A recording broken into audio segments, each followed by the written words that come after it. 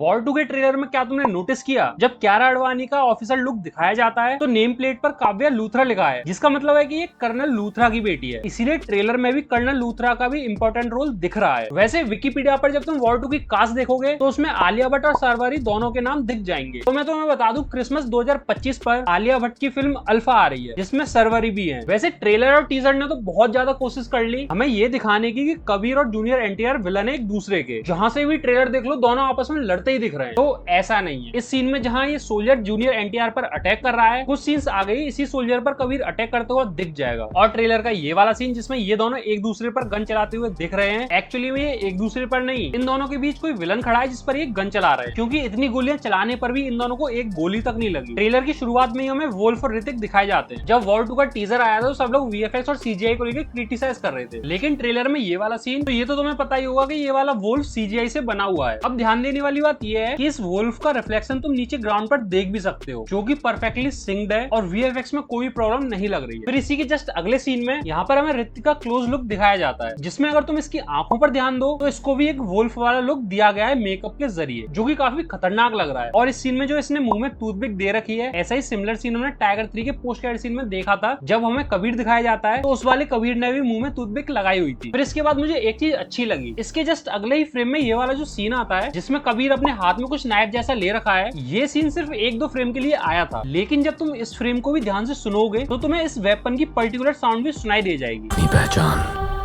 अपना घर परिवार, अपना घर।